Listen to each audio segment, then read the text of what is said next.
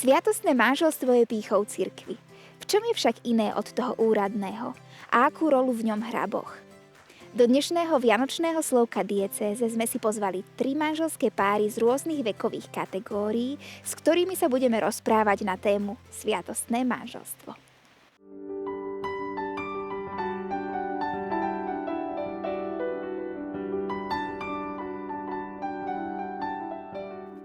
Našimi dnešnými hostiami sú manželia Brhelovci, Holečkovci a Leitnerovci. Vítajte. Ďakujeme. Tak ako to teda s vami bolo? Aká je vaša manželská cesta? Vy ste manželia od roku 2025 teda teraz, čiže čerství manželia od augusta. Ale koľko spolu chodíte? Aká bola vaša cesta k manželstvu? Tak začali sme vlastne spolu chodiť až po strednej škole. Chodili sme spolu 4 roky a po 4. roku chodenia sme sa vlastne zobrali. Vy ste aj spolužiaci vlastne zo strednej školy, ak sa nemýlim. Áno. Áno, 4 roky. A už tam nejaká iskrička prebehla počas toho štúdia? My sme boli spolu v takej turistickej skupine, ktorá chodila občas spolu na výlety a tak, ale nejako sme sa akože neriešili, keby to mám tak moderne povedať. Ale akože sympatie tam boli, by som povedala. Aspoň z mojej strany. Tak za mňa, tak Maruška sa mi stále páčila. Hej, bola v takom tom rebríčku. A tak to nejako asi až postupne dorastlo niečo vážnejšie. No ale vy na výške študujete v rôznych mestách. Aj tak to bolo od začiatku, nie? Že hneď po strednej ty si išla do Bratislavy a ty do Liptovského Mikuláša. Áno. Ako ste sa vlastne teda potom dali dokopy?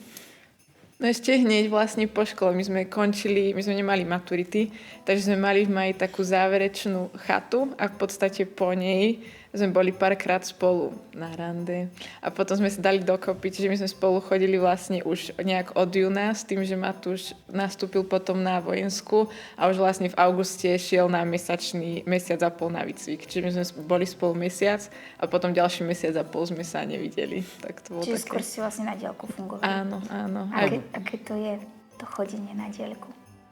Tak z začiatku to bolo také zložitejšie, hej, tie prvé 3 mesiace boli také ťažšie, ale vlastne sme si tak postavili tie na začiatku nášho vzťahu hodnoty, že sa budeme modlievať každý deň a vlastne nám to takto fungovalo asi až doteraz, čiže každý deň sme sa spolu, sme si zavolali alebo dali videohovor, sme sa pomodlili a vlastne tak sme sa aj virtuálne stretávali. Ale hlavne tie prvé 3 mesiace boli také ťažšie a sme si povedali, že ak vlastne ten mesiac spoločného chodenia, 2 mesiace dištančného, že dáme, tak to bude v pohode. Ľudská, Pálko, ste manželmi 14 rokov. Ako ste sa spoznali, ako začal váš príbeh? Môžem ja začať. Náš príbeh bol ako taký, ako z telenovely, si myslím. Lebo my sme sa poznali ako pri kostole mladí, chodili sme po výletoch, dokonca sme viedli spolu spoločenstvo. A na začiatok to bolo tak, že keď som ho spoznala v tej farnosti, tej spoločnosti, tak som povedal, že tak s týmto nechcem mať nič spoločné, lebo on bol vtedy taký akože, puberťák, taký namyslený, hej, že mňa tak ani neoslovil. Ale potom postupom času, pravda, že sme sa formovali, aj sme stárli a tak som zapačil, no len akože mal priateľky a ja som sa s ktorými mi radil. Ešte radil. Keď som niečo potreboval pomôcť, tak som vedel, ako tým, že bola v spoločenstve, tak ona mi niekedy som poprosil o takú pomoc, ženskú pomoc, že mi s nimi poradila, že keď som mal nejaký problém. No a 3 roky som sa za ňoho modlila, konkrétne za neho, ako predtým som sa tak všeobecne za manžela, za partnera, alebo za povolanie všeobecne a potom 3 roky fakt, že za ňoho. A jedného dňa som išla tak z práce, som pracovala v nemocnici a tam taký prechod a hovorím si, že Pane Bože, už to dlho trvá. že ja už končím, ja už sa nebudem za ňoho modliť, ja už končím, ak chceš, aby som ako pokračovala, tak mi daj nejaké znamenie. Normálne takto, som sa s Bohom rozprávala, tak v tichosti, pravda, že? A išla som cez ten prechod, ja som tam mala zelenú, ako prechod prechodcov a auta tam stali a z okienka sa ozval, že slečna, a ja sa povedala, že Pane Bože, to čo chceš? A to bol on v tom aute a mi povedal, že ak chceš, tak ja ťa zveziem domov, ešte tam viezol takú pani a že tak Bože, ty máš asi nejaký plán, no dobre, tak nekončím. Tak som sa modlila naďalej, no a potom tak začalo, že raz sme sa dohodli v spoločenstve, že poďme, hrajú návrh s tou Sandrou Bulokovou, že poďme do kina. A pán Nos tak myslel, že akože to je pre celé spoločenstvo. Áno, ja som si myslel, ja som teda tam prišiel a teda stojím tam, oproti mne ide ľudská a vravím, že kde sú ostatní, že ako však sa mi zdalo, že sme sa dohodli akože viacerí z toho spoločenstva, že by sme prišli, išli spolu do kina. A že no nič, však iba my dvaja. Že ako, tak akože, ja som to chápala, takže my ideme spolu, len dvaja. Tak dobre, no. Tak dobre, tak sme išli spolu a tak to nejako tak začalo. To bolo také, to sme si nepovedali, že budeš so mnou chodiť, alebo tak ako ale tak prirodzene tak nejako začalo, prešlo, hej. ale potom sme si akože už, neviem, v septembri, toto bolo ešte v lete, tak sme si v septembri teda povedali, asi teda by sme to mali akože nejako aj oficiálne si aj medzi sebou nejak, takže asi teda chodíme spolu, že? Hej, asi po roku na moje meniny, takže 13. decembra, tak ma požiadalo ruku. To bolo ale až ďalší rok, takže rok aj, myslím, 2-3 mesiace. 3 mesiace sme spolu chodili a potom v apríli sme mali svadbu. Takže išlo to už potom tak rýchlo, lebo my sme sa proste poznali sme svoje zázemie, rodiny, všetko. Čiže, a my sme cez spoločenstvo vlastne, tam sme sa zdieľali v spoločenstve aj o rodinách a tak, čiže sme vlastne boli. A ja som aj ku ním chodil, akože aj do domov, aj ona vlastne bola viackrát u nás, Takže toto je taká naša cesta spoznávania. Katka a Vládko, vitajte medzi nami. Ďakujem. Vy už ste manželia 41 rokov. Ale poďme úplne na začiatok. Ako ste sa spoznali? Tak my sme sa spoznali v Bratislave na elektrotechnickej fakulte, kde sme sa vlastne stretli v prvom ročníku a v máji, 31. mája na Majalese sme akože prvý raz si tak povedali, že možno budeme my dvaja tvoriť pár, lebo ja som svojho Vládka spoznala ako partnera, potenciálneho partnera kamarátky. No ale ten vzťah sa nerozvinul a rozvinul sa náš vzťah. Ako spomínate na vaše chodenie? Bol to veľmi pekný čas, pretože sme boli sami v Bratislave a boli sme veľmi dobrá partia. Môžem povedať, že veľa času sme trávili v tej partii a potom už aj sami, že sme mali tak. Boli sme partia na internáte, ktorí sme boli spolu na aktivite cez leto. A Katka mala tiež svoju partiu, ktorá bola. A tieto dve partie pracovali spolu. Tak to priateľstvo, ktoré tam vzniklo, to kamarátstvo, ktoré vzniklo pri tých letných aktivitách, ktoré vtedy bolo, tak prerastlo aj do niečoho väčšieho, ktoré sa potom formovalo a prerastlo nie len do kamarátstva, priateľstva, ale do lásky a neskôr do manželstva. V čom je podľa vás to sviatostné manželstvo iné od toho úradného? Alebo možno taký nejaký rozdiel vnímania veriacich ľudí v porovnaní s tými, ktorí tú vieru nespoznali? Tak v prvom rade, že to je sviatosť, že tam je to Božie požehnanie, že keď je to takto na obrade, tak akože čokoľvek môže prísť a človek si tak povie, že už ma to nebavia, neviem čo. A takto tým, že to je sviatosť, tak aj nech by čokoľvek bolo, ešte sme akože nič také nezažili za tie 3 mesiace, ale že do budúcna tak vieme, že áno, že Pán Boh je s nami a že v tom taká Božia pomoc, že to máme akože pred ním tak potvrdené. Takže asi v tom. To, že sme tam nie len my dvaja ako manželia, ale tam aj Boh. vždycky tak hovorím, že keď dôverujeme Bohu, tak on sa postará. Že určite aj v tých A ťažších... dokazuje nám to od začiatku až do Stále. konca. No, čiže byť samotný príbeh a plus už aj to, že je manželstvo, ináč aj to samotný sobáš, aj tieto veci vlastne prebiehali nejak tak naozaj tak plynulo a tak pokojne hlavne. Toto je také, že taký pokoj ide... Podľa mňa ten pokoj, aj keď sú ťažké veci, tak dajú sa riešiť s pokojom. A môžeme ho pozvať teda cez Boha. A naozaj, vždy, keď je ťažko, tak sa vieme na neho odbrať. Čiže máme ďalšiu oporu. A hlavne ja za seba hovorím ako chlap, ktorý väčšinou akože by mal byť teda tá hlava rodiny, tak že viem sa o neho oprieť. Aj v tej každodennosti, že mu tak odovzdávame tie veci a dôverujeme, že môjim takým motom je, že nebuďte ústarosti o zajtrajšok. Že Boh sa proste postará. Hej. Či to je v tej hmotnej veci, či to je v mojej trpezlivosti, ale často, však my máme 5 detí a je to také náročné v tom, že ich tak viesť takej trpezlivosti a v láske, hej, že vychovávať. A ja častokrát aj cez deň také strelné modlitby, že Bože, buď daj mi silu, nech som trpezlivá, takže že určite v tej každodennosti, že sa obracame. A ešte jedno, máme 6 detí vlastne, lebo jedno máme v nebi, takže aj v tých ťažkých chvíľach proste bol pri nás, že máme svätú Sáru, ona nám žila 3 dní, aj sme ju stihli pokrstiť, takže že aj v tomto vidíme, že je takú ochranu veľkú.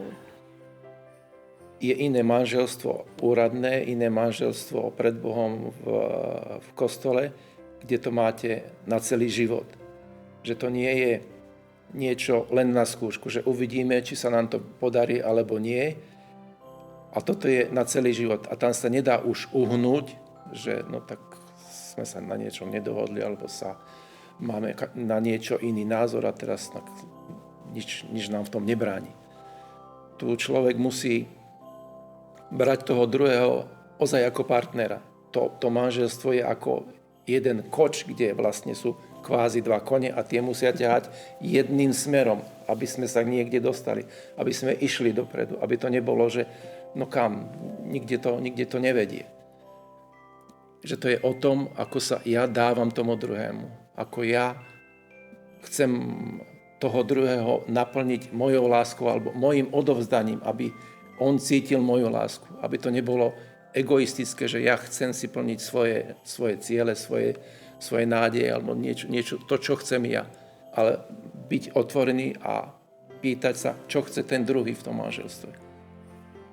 A hlavne Boh ti dáva silu na to v tej milosti. To je tá milosť, ktorú čerpáš.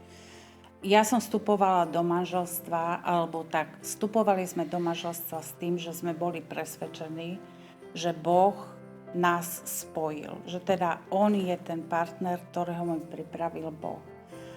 A za tých 40 rokov to bola taká moja istota, o ktorú som sa v tých najťažších chvíľach oprela a dala mi silu, že veď on ti ho dal Boh, tak vstaň a znova choď a prvá sa ozvi. Hej? Keď sme boli pohádaní v tých krízach, lebo však tie krízy prídu, hej, že to je súčasť života. Hej? Vlastne tým sa človek aj učí, aj dozrieva v tých krízach.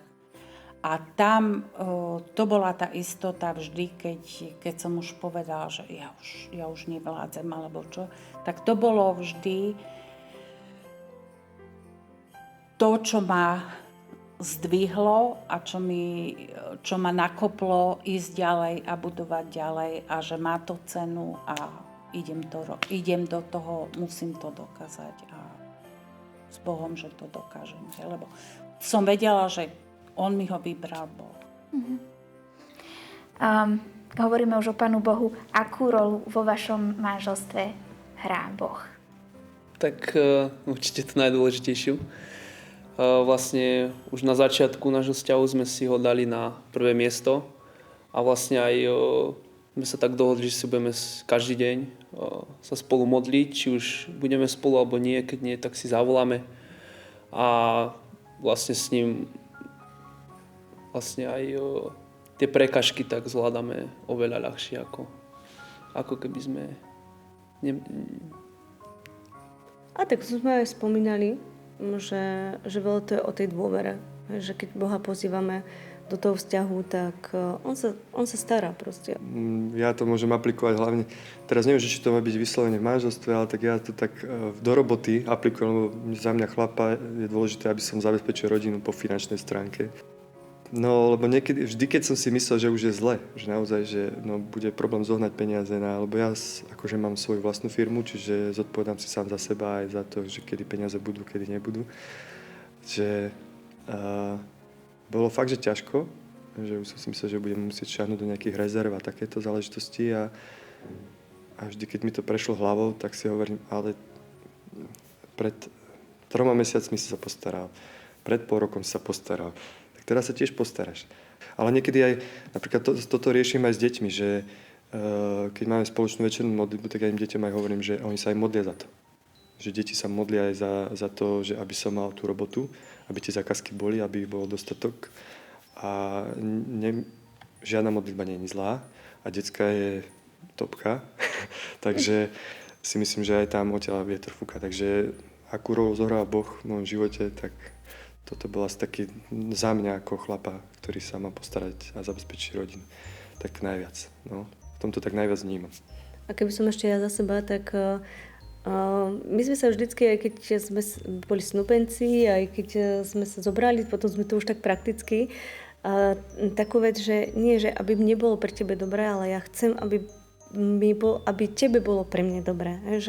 Že sa tak riadiť tým, že nie s takým svojím egoizmom, že častokrát je to také, že Ježko, ja som unavená a on to ešte odo mňa chcel, aby som večeru urobila. No určite, ale že potom si tak poviem, že nie, že to je prejav tej lásky, že prekonám tú svoje pohodlie, tú svoju lenivosť, alebo teda únavu častokrát a idem mu proste urobiť tú večeru. Že, To sa nedá povedať, že v tomto, ak sme veriaci, obidvaja sme veriaci, praktizujúci kresťanstvo, tak Boh je niečo, za ktorým ideme. Boh je vo všetkom. To je jedno, či niečo robíme, nerobíme, za čím ideme. Každého človeka, ktorého stretnem, aj tam je Boh. Keď niečo robím, myslím si, že to ja robím. Ale Boh mi dáva ľudí alebo situácie do cesty, aby som ja zistil, možno, že čo zle robím. Veľakrát som zistil, že toto predsa Boh nemôže urobiť v mojom živote. Veď Boh je dobrotivý, Boh je láskavý a toto je niečo, čo mi robí zle, čo ma zraňuje, čo mi ubližuje. Prečo to Boh robí? Až po dlhom čase som zistil, že prečo. Aby som ja zistil, čo som robil zle a to bola situácia, kde mi ukázal, no tak toto si robil zle, takto by si to mal robiť. A to je vlastne v tom každodennom živote. Že ja si myslím, že takto to má byť. Katka si myslí, že to takto nemá byť, ale keď tam nepríde k tomu, že no tak nemôžem ja nástojiť na tomto, ani ono nemôže nástojiť. My sa musíme niekde spojiť. A to nepríde s tým, že pôjdeme za sudcom alebo za niekým, kto nás rozsúdi. Tam, ak nie je Boh a neveríme Boha, tak nenájdeme tú cestu k sebe.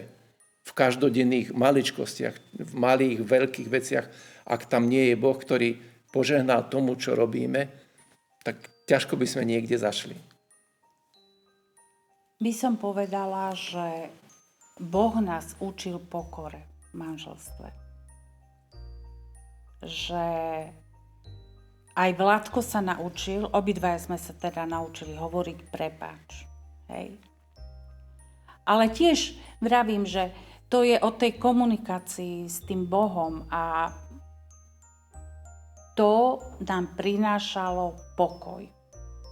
A to bol ten najväčší dar, hej, že aj koľko razy, aj keď sme mali birmovancov, že prípravu, tak som im hovorila, že ako by ste definovali šťastie.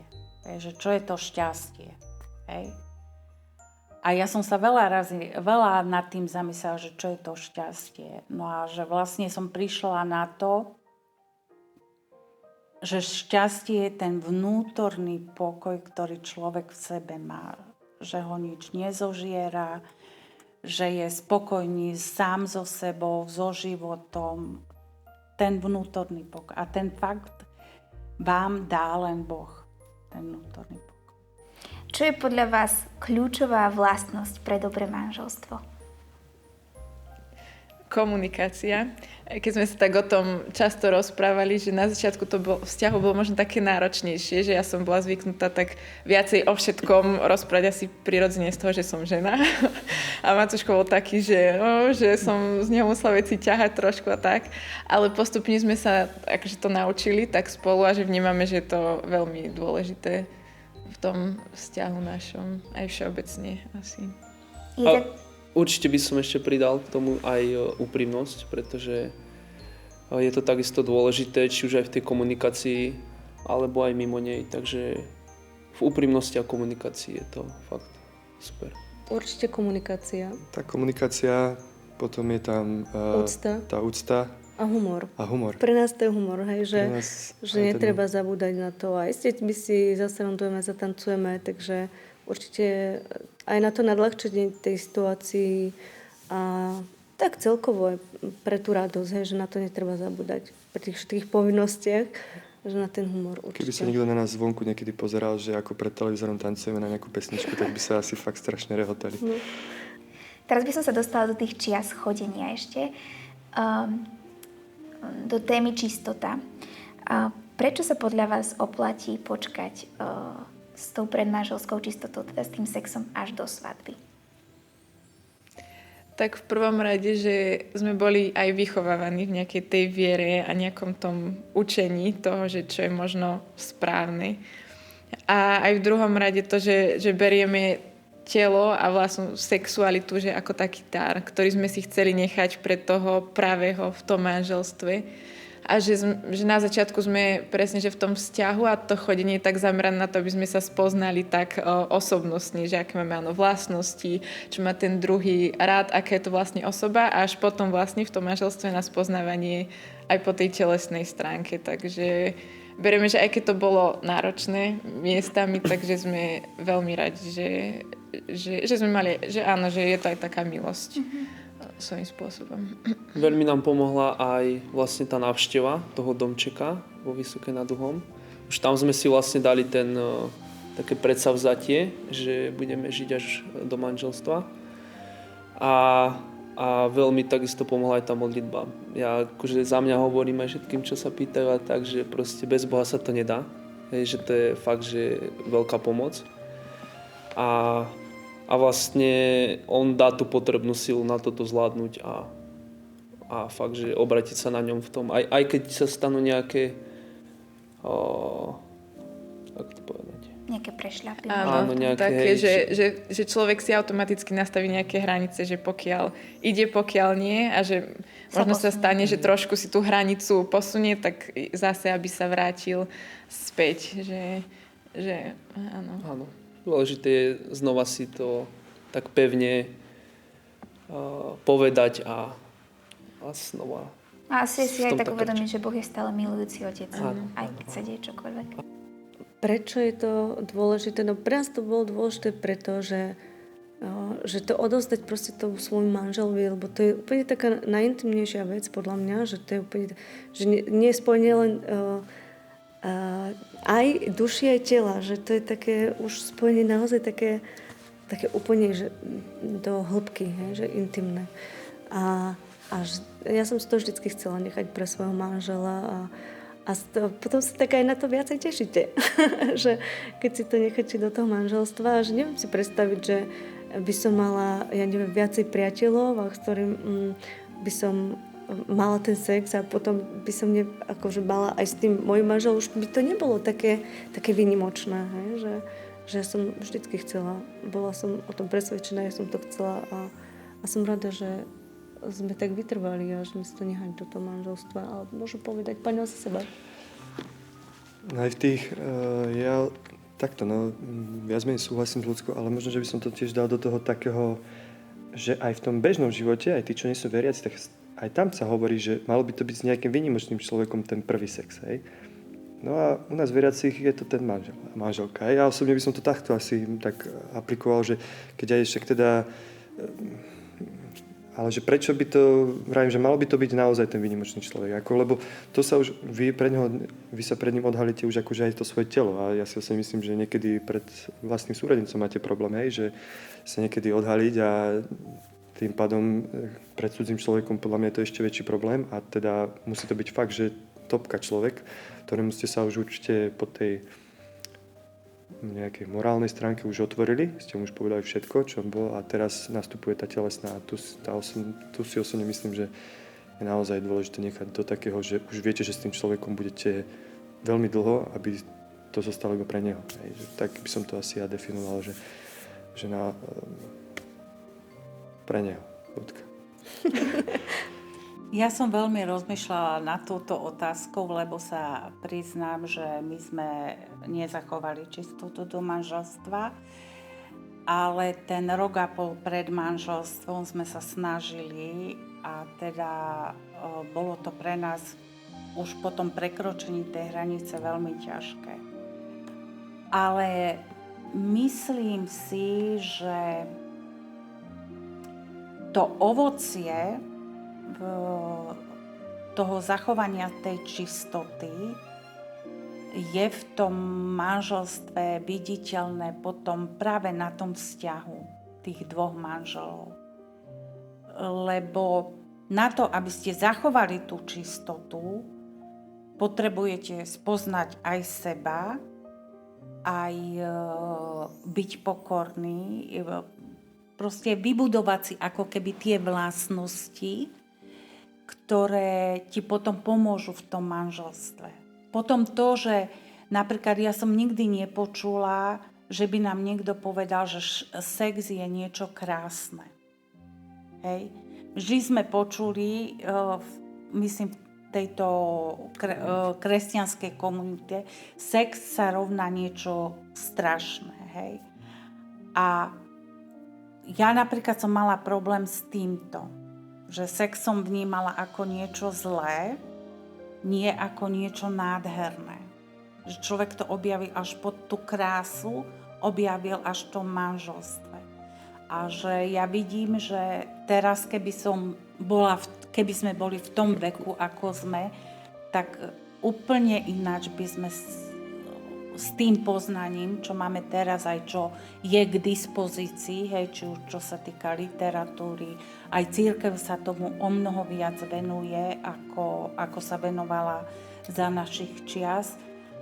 Fakt som si to uvedomila, že je to niečo, čo Boh pripravil a že je to dobré v tom manželstve práve preto, že napríklad, že sa vysluhuje vlastne tá sviatosť tých manželstv. A čo je sviatosť? Sviatosť je prijatie neviditeľnej milosti viditeľným znakom.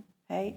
Čiže aj toto, keď som si začala uvedomovať, tak ten vzťah sa postavil, vôbec tá sexualita sa postavila do úplne iného postavenia, úplne iný obraz, hej, úplne iné svetlo, lebo odrazu to človek videl, že je to tá milosť. Hej? Že ja sa pamätám, jak nám raz aj na spoločenstve už taký starší manželský pár povedal, tí, čo nás viedli, že manželky nebrante manželom, už keď ste starší, že v sexualite, že ja vidím, že tá milosť sa tam príjma. Hej? A čo ti pomôže v živote? Jedine tá Božia milosť. Mm-hmm. Ako som už povedal, že to manželstvo je na celý život. A teraz, prečo dodržiavajú pred manželstvom tú čistotu? No ak ja chcem s tým partnerom žiť na celý život, tak ako ja môžem od neho chcieť po týždni, po mesiaci, aby sa mi odovzdal celý. Nepoznáme sa, neviem, čo budem robiť a nepoznám ho.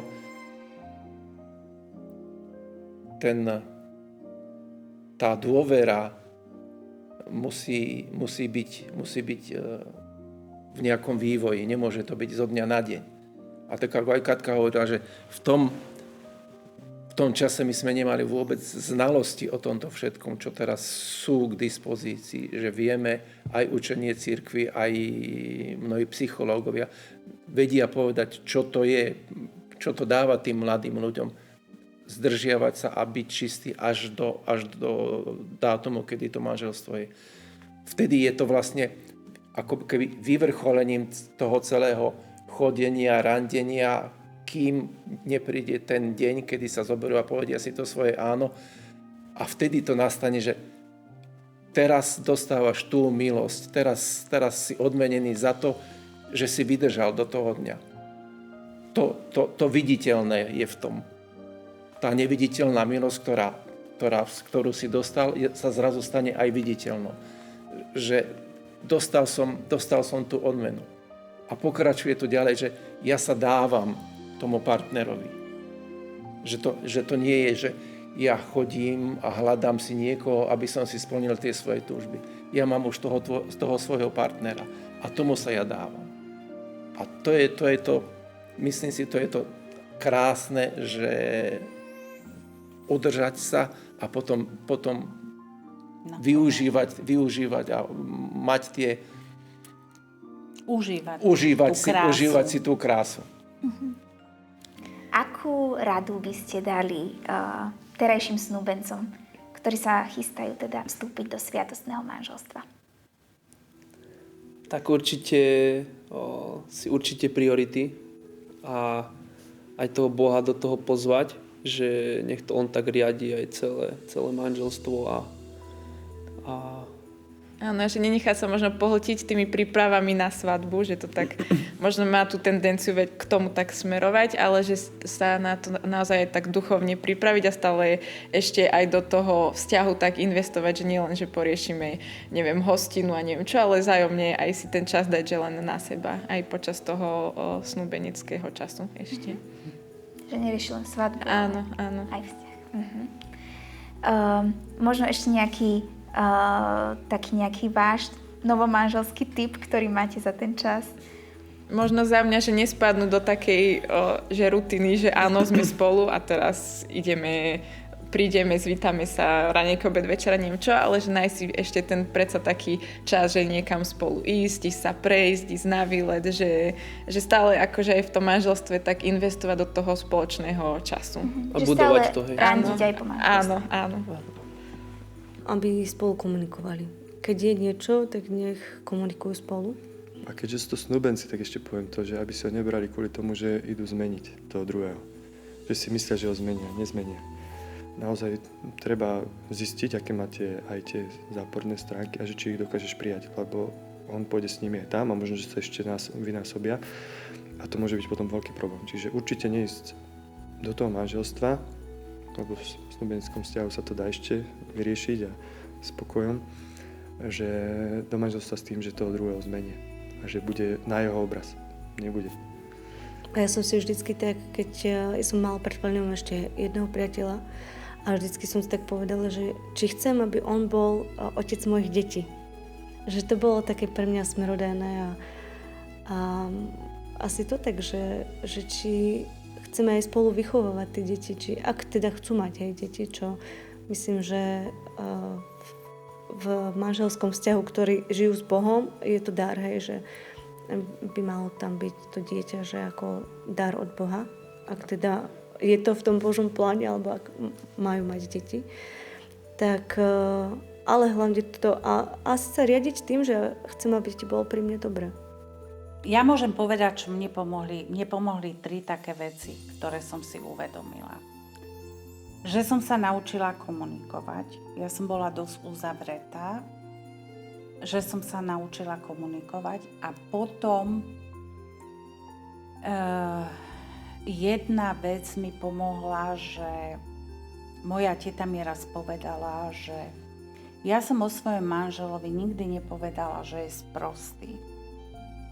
Lebo tým pádom by som akože priznala, že si berem, že koho som si to teda zobrala. A ja som si fakt na toto dávala pozor, že som sa vždy o mojom manželovi vyjadrovala pekne, aj keď som bola teda nie raz nahnevaná, alebo tak. Potom si príde určitá fáza v manželstve, kedy si musí ustrážiť žiarlivosť. Je to veľmi zlý stav a táto žiarlivosť sa dá veľmi ustrážiť v tom, že si musím strážiť myšlienky, čo mám v hlave. Jednoducho, keď viem, že je preč, viem, že je s kolegyňami na večierku, nerozvíjam to. Hej, nerozvíjam to v hlave, lebo hlava a myšlienky, diabol to veľmi rýchlo zneužije. Točíte sa, točíte a odrazu zistíte, že ste v takej špirále a v takom strašnom nepokoji, rozpoložení, že jednoducho až vám takto vnútro celé búcha. Ale to je len to, že ste si dovolili v myšlienkach sa proste roztočiť. Hej? Čiže toto bola jedna vec, ktorú som si ja veľmi dávala na to, akože pozor, že doskata, stop. Pane, zriekam sa týchto myšlienok, ďalej nepokračujem. A potom som sa naučila vlastne aj to, že keď sa niečo takéto dialo, tak som sa vždy pomodlila pod tvoju ochranu. A tým pádom som prišla do pokoja. Hej. Ale tie myšlienky, fakt, ženy, strážte si myšlienky. To, čo máte v hlave a to, jak s nimi pracujete, je veľmi, veľmi dôležité. Mne to teda veľmi pomohlo. Vládko, a vy? Určite to je komunikácia medzi tými dvomi ľuďmi, ktorí sú v tom vzťahu, v tom manželstve, alebo snúbenci, to je jedno, ktorí chcú ísť do manželstva. Treba komunikovať o všetkom, čo sa deje, čo sa chce diať, čo sa bude. Ak sa nekomunikuje, tam vznikajú problémy pre ďalšie problémy. Ďalej by som povedal, že tolerancia. Jeden, druhý, každý z inej rodiny, ináč sa všetko bralo, každý má svoje ciele, svoje záľuby. Ja som športoval, chcel som športovať, alebo zaujímať sa o šport, domáce práce, ale tam treba brať, že toto sú moje záujmy, ale aby zase tie moje záujmy neprešli do toho, že tuto sú manželkyné záujmy a uberám z jej času, ktorá by ona chcela využiť pre svoje záujmy. Že byť tolerantný v tomto, že nepozerať ako egoista, že ja som si splnil to svoje a ten druhý, no tak nech sa už potom prispôsobí tým mojim požiadavkám. To je dosť veľký problém, aby sme neboli egoistickí v tom vzťahu, lebo už sme dvaja, na všetko sme dvaja, aj na dobré, aj na zlé. Každý sme z inej rodiny. A ja si neberiem len manželku, len jednu osobu, ale beriem si celú rodinu. Nemôžem ja chcieť, aby sa tá celá rodina prispôsobovala mne, lebo ja som teraz, ona si ma vybrala a teraz ako ja som ten najlepší, lebo si ma ona vybrala. Musím vedieť komunikovať a byť tolerantný nie s jedným človekom, ale s celou rodinou. Že to sú problémy, ktoré možno tí mladí na začiatku nevidia. Že tá zaľúbenosť a to priateľstvo a to všetko, že to je ten začiatok, všetko je krásne, ale prídu všedné dni a potom príde ten problém, že ale ja som si myslel, že to bude takto a ja som si myslel, že to bude takto. Nebrať si to svoje, že to je to najlepšie. To nikdy neskončí dobre. Ďakujem. Katka a Vládko, ďakujeme vám za rozhovor. A vám, milí diváci, ďakujem taktiež a prajem vám požehnané vianočné sviatky.